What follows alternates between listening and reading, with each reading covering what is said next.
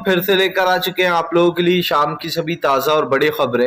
एक एक कर कर आपको सारी खबरों की जानकारी देंगे। आज देश दुनिया में क्या कुछ हो रहा है। दरअसल दोस्तों, सबसे पहली जो बिग ब्रेकिंग निकल कर आ रही है, राहुल गांधी का केंद्र सरकार पर बड़ा हमला। बोले पूंजीपतियों के लिए काम करती है बीजेपी की सरकार, वोट मांगती है आम जनता से, लेकिन काम पूंजीपतियों के लिए। इसके बारे में आपको बताएंगे। वहीं पर अगली बड़ी खबर में हम आपको बताएंगे दोस्तों जी, अमित शाह के ऊपर भर के इंडस्ट्री के लोग। दरअसल आपको बता दें, गृह मंत्री अमित शाह ने हिंदी भाषा को लेकर एक बात कही थी कि जो गैर हिंदी भाषा राज्य है वहां पर इंग्लिश के बजाय हिंदी को तवज्जो देना चाहिए। लेकिन अब ए आर रहमान और दोस्तों आपको बता दें प्रकाश राज ने काफी कुछ बखिया उखेड़ दी है। इसके बारे में आपको बताएंगे। वहीं पर अगली बड़ी खबर में हम आपको बताएंगे दोस्तों, कल एक बार फिर से कर्नाटक में देखने को मिला दोस्तों भाईचारा। जी हाँ, शोभा यात्रा के दौरान मुस्लिम भाइयों ने हिंदू भाइयों को पिलाया पानी जमकर। इसके बारे में आपको बताएंगे। वहीं पर अगली बड़ी खबर में हम आपको बताएंगे दोस्तों, मामा शिवराज की खुल गई पोल। इंदौर मध्य प्रदेश में दोस्तों, जी हाँ, आपको बता दें इमामबाड़े की सबसे बड़ी मस्जिद के सामने जाकर एक भगवाधारी ने झंडा लहराया। हैरत की बात यह थी दोस्तों कि वहां पर एक पुलिसकर्मी भी खड़ा था। इसके बारे में आपको बताएंगे। वहीं पर अगली बड़ी खबर में हम आपको बताएंगे दोस्तों, उद्धव ठाकरे का राज ठाकरे के ऊपर बड़ा हमला। बोले राज ठाकरे की पार्टी मर चुकी है। जी बीजेपी की राह पर चल रहा है वो भी। इसके बारे में आपको बताएंगे। वहीं पर अगली बड़ी खबर में हम आपको बताएंगे दोस्तों जी, दरअसल आपको बता दें भारतीय जनता पार्टी को लगेगा बड़ा झटका। कांग्रेस देने जा रही है दोस्तों हिमाचल प्रदेश और गुजरात में बीजेपी को कड़ी टक्कर। इसके बारे में आपको बताएंगे। वहीं पर अगली बड़ी खबर में हम आपको बताएंगे दोस्तों जी, दरअसल आपको बता दें अब भारतीय जनता पार्टी को जमकर आपको बता दें फजीहत कर दी एक बार फिर से। जी अब पेट्रोल डीजल को लेकर जमकर जो है यहाँ पर रणदीप सुरजेवाला ने बीजेपी के पिछले रिकॉर्ड निकाले और बताया कि कैसे 2014 में नरेंद्र मोदी गला फाड़ा करते थे। वहीं पर अगली बड़ी खबर में हम आपको बताएंगे दोस्तों, एक बार फिर से सोशल मीडिया पर बना स्मृति ईरानी का मजाक। बोले अच्छा घेरा कांग्रेस की नेत्री ने इनको, जहां मिल जाए वहां घेरो, जहां दिखे वहां पूछो। इसके बारे में आपको बताएंगे। तो सारी खबरें दोस्तों फटाफट अंदाज में देंगे, एक एक कर देंगे। फिलहाल खैर चलिए बढ़ते हैं सबसे पहली और सबसे बड़ी खबर की ओर। दरअसल दोस्तों आपको बता दें राहुल गांधी का केंद्र सरकार के ऊपर बड़ा हमला। बोले वोट मांगती है जनता से लेकिन काम करती है बीजेपी पूंजीपतियों के लिए। राहुल गांधी ने केंद्र सरकार पर बड़ा हमला बोलते हुए कहा कि आज देश का लोकतंत्र खत्म किया जा रहा है। जो बाबा साहब अम्बेडकर ने जो नियम और कायदे कानून लिखे थे उन कायदे कानूनों की धज्जियां उड़ाई जा रही हैं। दरअसल दोस्तों बाबा साहब अम्बेडकर ने अपनी इस किताब, अगर आपने उनकी पढ़ी हो या फिर कहीं सुना हो दोस्तों, तो उन्होंने अपने एक पेज पे यानी कि एक लाइन में ये भी कहा है कि जो यहाँ पर लोकतंत्र कितना भी मजबूत क्यों ना हो, लेकिन अगर उसको समझने वाले लोग अच्छे नहीं है तो लोकतंत्र खत्म हो ही जाएगा, कमजोर पड़ ही जाएगा। और यही हो रहा है दोस्तों देश में। ऐसे लोग आ गए दोस्तों जो लोकतंत्र को ताक में रख रहे हैं और लोकतंत्र से ऊपर अपने आप को समझते हैं। सबसे पहला नाम तो नरेंद्र मोदी का ही है, जो कि दोस्तों सत्ता में आने के बाद से अपने आप को राजा महाराजा समझने लगे। इनको लगता है कि पूरी दुनिया इनकी नौकर है और बाकी ये दोस्तों पूरी दुनिया पर राज करने आए हैं। आप समझिए। दूसरा नाम जो है वो गृह मंत्री अमित शाह का, वो भी सेम इसी एजेंडे पर चलते हैं। ये दो नाम ऐसे दोस्तों जो देश को डुबाने के लिए काफी हैं। प्रधानमंत्री नरेंद्र मोदी और गृह मंत्री अमित शाह, इन दोनों ने ही महंगाई को उच्च स्तर पर पहुंचा दिया है, जहां पर अडानी और अंबानी तो दोस्तों रोजाना अमीर हो रहे हैं लेकिन आम जनता रोजाना गरीबी की सांसें जी रही है। राहुल गांधी की ये बातें हो सकता है दोस्तों कुछ अंधभक्तों को अच्छी ना लगती हो और अंधभक्त मजाक में उड़ा देते हो, लेकिन दोस्तों राहुल गांधी ही एक ऐसे नेता है जो कि कांग्रेस में अभी तक बीजेपी का सामना कर रहा है। भले ही राहुल गांधी को राजनीति में इंटरेस्ट ना हो लेकिन मोदी में इंटरेस्ट है और मोदी सरकार को उखाड़ कर फेंकने में राहुल गांधी कोई कमी नहीं छोड़ते हैं। जो भी देश के असल मुद्दे होते हैं वो उठाते हैं और साफ दिखाई दे रहा है कि अडानी और अंबानी की रोजाना आप समझिए 400 करोड़ की कमाई ये साबित करती है दोस्तों कि फिलहाल अडानी और अंबानी कितने ज्यादा करोड़पति बन चुके हैं और ये सब कुछ हुआ है मोदी सरकार के आने के बाद। चलिए बढ़ते हैं एक और अगली बड़ी खबर की ओर। बता दोस्तों अगली जो बड़ी खबर निकल कर आ रही है, दरअसल दोस्तों आपका कर्नाटक से एक ऐसी तस्वीर निकल कर सामने आई जिसने एक बार दोस्तों फिर से हिंदू और मुस्लिम भाइयों का दिल जीत लिया। आपको बता दोस्तों कल शोभा यात्रा के दौरान कहीं पर झगड़े हुए तो कहीं पर जो है मारपीट हुई, लेकिन एक कर्नाटक से ऐसी तस्वीर निकल कर आई सामने दोस्तों जिसने लोगों का दिल जीत लिया। आपको बता दोस्तों कर्नाटक में जो है यहाँ पर एक तस्वीर निकल कर सामने आई जहाँ पर कुछ जो मुस्लिम व्यक्ति हैं दोस्तों, बहुत सारे जो मुस्लिम भाई हैं हमारे, वो हमारे हिंदू भाइयों को पानी पिलाते हुए नजर आ रहा है। पूरा का पूरा पंडाल लगाया गया है दोस्तों और वहां पर पानी पिलाया गया। अब आप समझिए दोस्तों, देश में भाईचारा और प्यार मोहब्बत का ये जो एक प्यारा सा रिश्ता है दोस्तों, ये हमेशा रहना चाहिए। कहते हैं दोस्तों कि जात पात धर्म कुछ नहीं होता, सबसे बड़ी ऊपर इंसानियत होती है और उसी को हर इंसान को अपने दिल में लेकर चलना चाहिए। ये नहीं है दोस्तों के सामने वाले ने आपसे एक बात कही तो आप उसका 10 जवाब दे दो। और बीजेपी यही चाहती है कि हिंदू मुस्लिम भाई सिख ईसाई भाई सब लोग अलग अलग हो जाएं और वो बट जाएं ताकि बीजेपी को चुनाव जीतने में आसानी हुआ करे।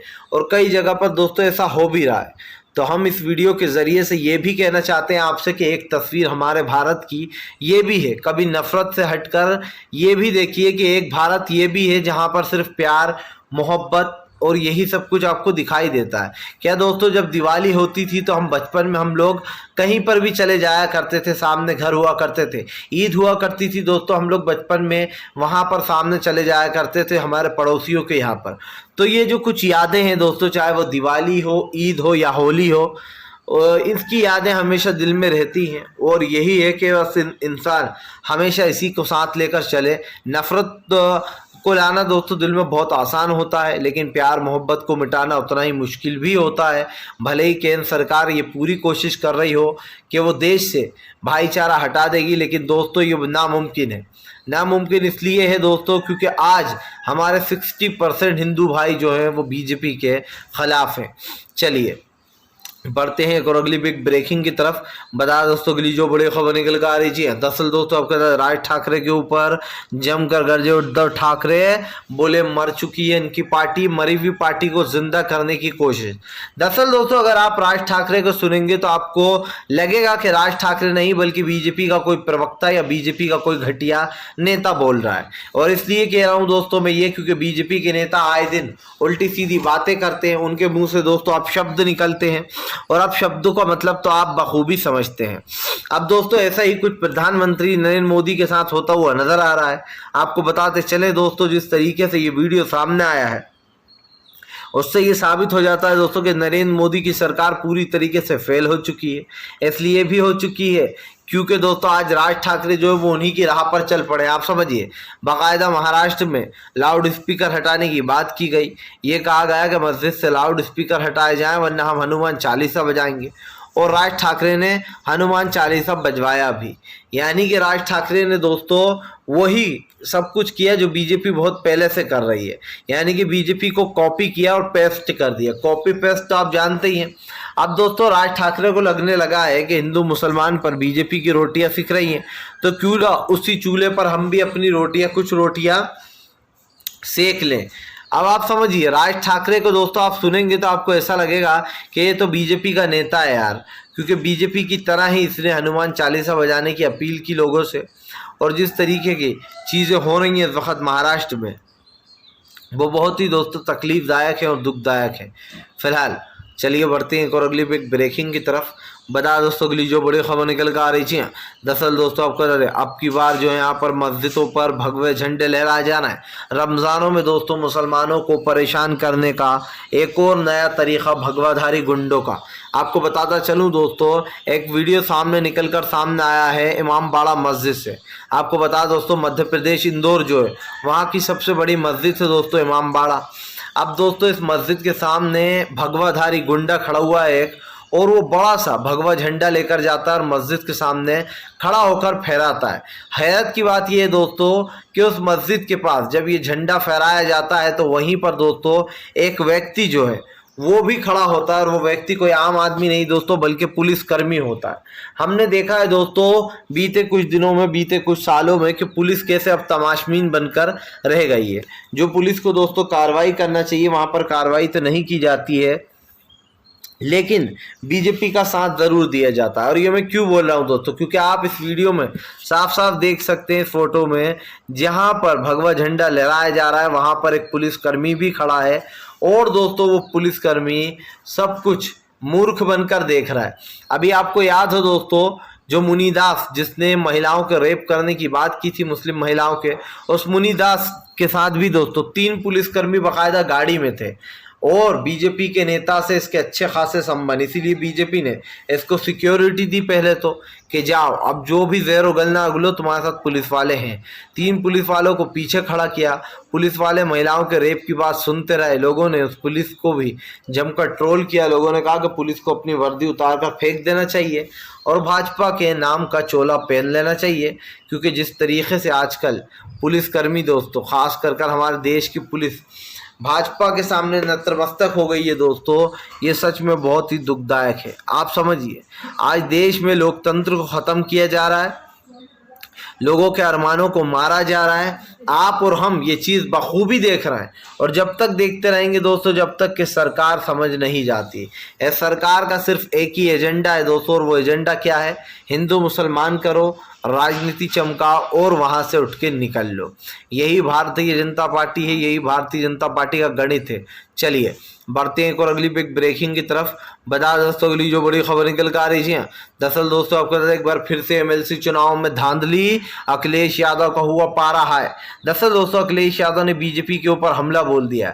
अखिलेश यादव का कहना है कि भारतीय जनता पार्टी ने एमएलसी चुनाव में जमकर गड़बड़ी की है। इसी के चलते कई जिलों में दोस्तों आपको बता दें, चुनाव को रद्द कराने की मांग कर रहे हैं अखिलेश यादव।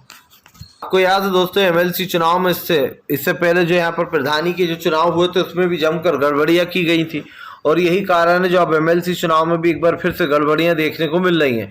जिसके बाद अखिलेश यादव ने चुनाव आयोग से ये अपील की है कि वो कई जगहों के जहां पर ये वोट डल रहे हैं चुनाव के दोस्तों, वहां पर रोक लगा दी जाए, क्योंकि बीजेपी के नेता वोट डालने से रोक रहे हैं एसपी के नेताओं को, और उनको जो डराया धमकाया जा रहा है दोस्तों, और ख़ास करके जो लोग वोट डालने आ रहे हैं उनको भी डराया धमकाया जा रहा है कि बीजेपी को वोट दो वरना देख लेंगे। अब आप समझिए, इस तरीके की भाषा का यूज़ करना, लोकतंत्र का चील हरण करना, और लोगों को ये दर्शाना या फिर ये धमकाना दोस्तों कि अगर हमें वोट नहीं दिया तो देख लेंगे। ज़्यादा से ज़्यादा दोस्तों ये लोग क्या कर लेंगे? आप समझिए, भारतीय जनता पार्टी लोगों को डराती धमकाती है।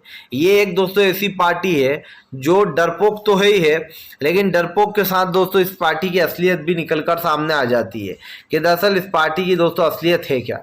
जो बीजेपी आज देश में नफरत फैला रही है वो अपने आप को सक्षम बताती है, लेकिन वो दरअसल सक्षम है नहीं। आज देश का विकास रुका पड़ा है। देश का विकास इसलिए भी रुका पड़ा है क्योंकि बीजेपी की सरकार ने दोस्तों लोकतंत्र का जिस तरीके से गला घोटा है, ये आपने और हमने बखूबी देखा कि प्रधानमंत्री नरेंद्र मोदी यूं तो लगातार दोस्तों मोमोज पर बोलते हैं, खाने की चीज़ों पर बोलते हैं, लेकिन जैसे ही लोकतंत्र पर बोलने की बात आती है, महंगाई पर बोलने की बात आती है, तो मोदी सरकार भाग निकलती है। चलिए बढ़ते हैं एक और अगली बिग ब्रेकिंग की तरफ। बता दो अगली जो बड़ी खबर निकल कर आ रही, किसान नेता राकेश टिकैत का बड़ा ऐलान। बोले किसानों के साथ सरकार ने किया धोखा। 2022 में किसानों की आय दोस्तों दोगुनी करने की बात की गई थी, लेकिन दोस्तों एक आंकड़ा निकलकर सामने आया जिसमें किसानों की 30% कमाई जो है दोस्तों वो अब कम हो चुकी है, यानी कि 30% उनकी कमाई कम हो गई है। और ये एसकेएम यानी कि जो दोस्तों संयुक्त किसान मोर्चा है उसने ये दावा किया है कि 30% घट गई है किसानों की आय। अब आप समझिए दोस्तों, किसानों को सरकार बनाने आई थी या फिर बिगाड़ने आई थी, ये सरकार बताए। गृह मंत्री अमित शाह को सब कुछ दिखाई देता है, लेकिन किसानों की तकलीफ दिखाई नहीं देती। ये वही मोदी सरकार है जो 2 दिन पहले ये रोना रो रही थी कि छुट्टे सांड से इन किसानों को निजात दिलाएंगे। उन किसानों को दोस्तों निजात तो नहीं मिली, लेकिन दोस्तों किसान और ज़्यादा परेशान अलबत हो गया है। अब आप समझिए आज हमारे देश में क्या हो रहा है, क्या चल रहा है दोस्तों। देश में अगर कोई पूछेगा तो आपको बाहर देश वाला भी बता देगा कि भाई आपके देश में तो हिंदू मुसलमान चल रहा है। किसानों को दोस्तों धोखा दिया गया। पहले किसानों से कह दिया गया कि आप हम पर भरोसा रखिए, हम एमएसपी की गारंटी ज़रूर देंगे और इस पर बिल भी बनाएंगे, कमेटी भी बनाएंगे। लेकिन दोस्तों ना ही कमेटी बनाई गई, ना ही इस बिल पर बात हुई। और यही कारण दोस्तों, जब राकेश टिकैत ने ऐलान किया है कि अब वो इतना बड़ा आंदोलन करने वाले हैं जिस आंदोलन को सरकार याद रखेगी। यह आंदोलन इसलिए भी देखा जा रहा है दोस्तों कि क्या 2024 की तैयारी में उतरेंगे किसान। क्या किसान ने दोस्तों फिर से एक बार तय कर लिया है कि वो भारतीय जनता पार्टी को सत्ता से दखल करेगा। क्योंकि दोस्तों किसानों की आय तो बढ़ नहीं रही है, आम जनता की आय घटती चली जा रही है, आम जनता कर्जे में डूब रही है, किसान तो पहले से ही बेचारा कर्जे में डूबा हुआ है। अगर ये सरकार ना जनता की है ना किसानों की है, तो फिर दोस्तों ये सरकार दरअसल अडानी और अंबानी के लिए काम कर रही है और ऐसी सरकार को सत्ता से बाहर निकालने में ही फायदा है। क्योंकि ऐसी सरकार है दोस्तों, आप समझ सकते हैं कि क्या काम कर रहा है। फिलहाल तो ये है कि आगे चलिए बढ़ते हैं और अगली बिग ब्रेकिंग की तरफ। बता दोस्तों अगली जो बड़ी खबर निकल कर आ रही है, दरअसल दोस्तों आपके साथ प्रकाश राज का मोदी सरकार के ऊपर बड़ा हमला। वहीं पर दोस्तों AR रहमान ने भी दिया मुंह तोड़ जवाब। दरअसल दोस्तों आपको बता दें, हर जगह हिंदुत्व और हिंदी, इन तीन चीजों पर बीजेपी काम कर रही है। बीजेपी को लगता है कि हम देश में कितने ही काले कारनामे कर लें, लोगों को महंगाई में डुबो दें, महंगाई सामान तेल डीजल हर चीज के दाम बढ़ा दें, जब भी लोग हमें ही वोट देंगे अगर हम इन तीन चीजों को उठाते रहे, हिंदू मुसलमान मंदिर मस्जिद और हिंदी। अब दोस्तों आपको बता दें, गृह मंत्री अमित शाह ने अपने एक बयान में भी हालिया में कहा था कि जिन राज्यों को हिंदी नहीं आती है उन राज्यों को इंग्लिश नहीं बोलना चाहिए। जैसे कि दोस्तों तमिलनाडु हुआ, कन्नड़ हुआ और भी बहुत सारी जगहें हैं दोस्तों जहां पर लोगों को हिंदी नहीं आती दोस्तों और वो लोग इंग्लिश का प्रयोग करते हैं। और ये दोस्तों जानबूझकर गृह मंत्री अमित शाह ने ये बयान दिया ताकि वो देश को बांट सके। अब इसको लेकर दोस्तों एक्टर प्रकाश राज जो है, जिनको आपने कई फिल्मों में देखा होगा, वांटेड, सिंघम और भी कई हिंदी फिल्मों में। वैसे तो दोस्तों आपको बता दें ये जो यहाँ पर तेलुगु के हैं, लेकिन इन्होंने दोस्तों कई भाषाओं में फिल्म की है। प्रकाश राज को हिंदी भी आती है और कई भाषाओं में फिल्में कर चुके हैं। इन्होंने मोदी सरकार पर हमला बोलते हुए कहा कि देश को तोड़ने की कोशिश मत करो, किसी भी भाषा को किसी से जोड़ने की कोशिश मत करो, हमारी मातृभाषा क्या है ये हम अच्छे से जानते हैं। अब आप समझिए दोस्तों, अगर आप एक तमिलनाडु के व्यक्ति से कहेंगे कि आपको इंग्लिश के ऊपर हिंदी आना चाहिए, तो दोस्तों समझिए तमिलनाडु की जो मेन भाषा है वो तो दोस्तों तमिल ही है। जैसे हम यहाँ पर रहते हैं भारत में, हमारी भाषा क्या है दोस्तों जहाँ पर हम रहते हैं, क्योंकि हम लोग हिंदी में पैदा हुए तो हमें हिंदी आती है। लेकिन दोस्तों जो लोग तमिल में पैदा होते हैं उनको तमिल आती है, जो लोग कन्नड़ के उनको कन्नड़ आती है, जो लोग बांग्लादेशी दोस्तों उनको बांग्लादेशी आती है, जो सिंधी होते हैं उनको सिंधी भाषा भी आती है। तो दोस्तों यहाँ पर सिंपल सी बात यह है कि प्रकाश राज ने चेता दिया और कहा कि बांटने की कोशिश बंद करो। इनके बाद दोस्तों AR रहमान साहब जो हैं उनका भी जो है यहाँ पर बयान निकल कर सामने आया, क्योंकि आप जानते हैं दोस्तों AR रहमान जो है वो तमिल के हैं। AR रहमान ने कहा कि फिलहाल भाषा कोई सी भी हो, दिल में देश के लिए प्यार होना चाहिए। और ये भाषा दोस्तों हमारी मातृभाषा भले ही हिंदी हो, लेकिन दोस्तों जो जहाँ पर पैदा होता है उसकी मातृभाषा वही होती है। आप समझ सकते हैं कि अगर कोई अंग्रेज है, अगर कोई अमेरिका में रहता है दोस्तों, तो वो चाहकर भी बचपन से हिंदी नहीं समझ सकता, क्योंकि उसको अंग्रेजी ही सीखना पड़ती है। अगर कोई दोस्तों इंडिया में बहुत सारे राज्य हैं, अब अलग अलग राज्यों में दोस्तों अलग अलग तरीके की भाषा का यूज़ किया जाता है, पर इसका मतलब ये तो नहीं दोस्तों कि किसी को हिंदी नहीं आती तो वो दोस्तों भारतीय नहीं है। और अब आप समझ गए होंगे कि मैं कहने की क्या कोशिश कर रहा हूँ कि बीजेपी ये जताना चाह रही है कि जो लोग हिंदी नहीं जानते वो हिंदुस्तानी ही नहीं है। फिलहाल आप समझ सकते हैं कि गृह मंत्री अमित शाह को इंग्लिश नहीं आती है और उनका बेटा रुक रुक के इंग्लिश बोलता है जैसे पहली का कोई बच्चा बोल रहा हो, इसीलिए गृह मंत्री अमित शाह को हिंदी अच्छी लगती है। फिलहाल वीडियो अच्छा लगे तो लाइक करें, चैनल को जरूर